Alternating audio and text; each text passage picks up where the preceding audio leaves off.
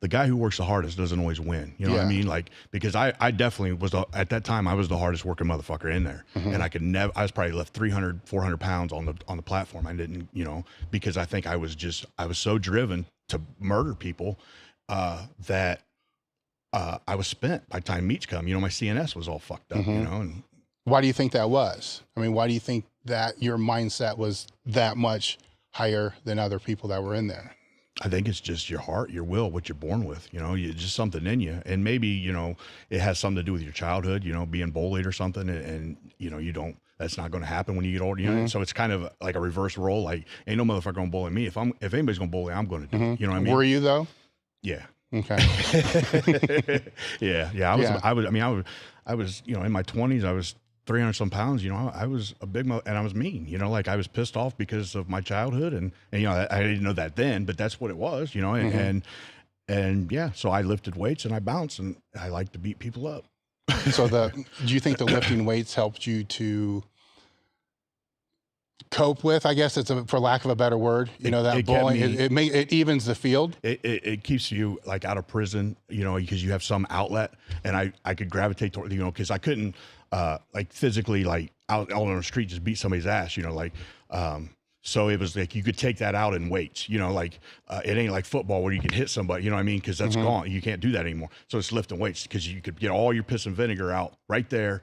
And it's almost like an emotional process, you know. You're fucking angry in the beginning, and then by the end, you're the happiest person because you know, weight's lifted off your shoulders. You know. So you're bullied when you're younger. Same process again, and we're kind of talking the same thing, right? Yeah. And then at some point in time, you've realized getting stronger means people are going to bully you less, right? I always will say that I became the person that everybody used to fuck with to the person nobody wanted to fuck with. Exactly. And I took a lot of pride in that. Yeah. Right. Exactly, so is that kind of the same thing that processed through your head? I would say, yeah. Yeah. I grew up, and we'll get personal here, and I had sex abuse issues, physical and emotional, or verbal, you know, abuse issues. And I think all that was one big, you know, tornado. Like, I seen my dad, I was 2 years old. I seen my dad beat my mom, you know, and I always thought I was dreaming it, cause I dream it all the time, but you know, kid dreams that's not normal. That was a memory, you know, and until later on in life, I figured that's what it was. And so like violence is in my life, you know, and you can't just be violent all the time. So you have to be violent. You know, they have to do it in a way that's not going to put you in prison, you know? And the weights were the only way that I could be as violent as possible, kick the living shit out of myself because, you know, somewhat, you know, you enjoy pain somehow, you know, and be calm afterwards, calm as I'm going to be, you know, I'm still a little hyperactive, but, you know, as calm as, you know, like I can control myself. You know? So let's keep that in your head, right? So you're in your prime, right? And then the dialysis starts to come and you have to have the transplant. How do you process that? I mean, if this is your way to be able to cope, right? And to be able to deal with, because what else are you going to do? Right? So what was what was processing in your mind at that time? Like you may never be able to do. So the doctor's telling you, you're not going to be able to do this again. Okay. So after my first transplant, I remember, it was before my first transplant. I remember sitting in the transplant office and this guy, he was 6 months post-op and he couldn't even lift up like a 15-pound box. He was talking about it. And I'm thinking, fuck, man, am I ever going to be able to do anything? So 6 months for me post-transplant, I did a meet and I pulled 700. And that was like a big fuck you to everybody, you know, that all the nurses that told me I wouldn't, and the people who believe that they can't do that. And I wanted to show that you can do this. You can do this if you put your heart to it. You know what I mean?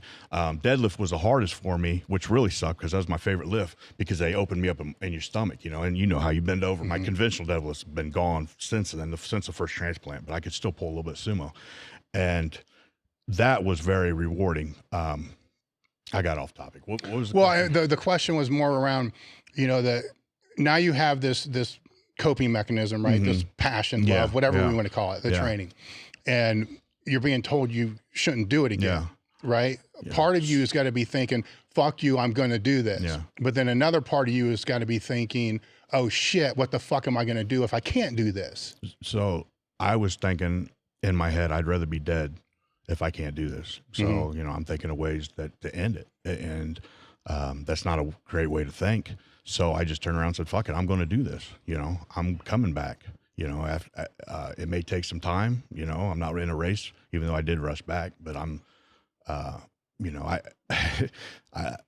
they said I could lift 10 pounds, right? But they didn't say how many times. So I'd go to a local YMCA and I put 10 pounds on everything I could do. And I do 50 reps, you know. People are probably like, what the fuck? This guy's weak as fuck. But, you know, that I was happy I could do that, you know, because I just like, this is what I'm going to do, you know, like there's nothing else. You know, I'm not good at like crocheting, you know, like lifting weights is what I want to do. Even if I'm going to be a different version of myself from the past, I'm still going to be happy as I'm going to be because I'm able to lift weights, you know.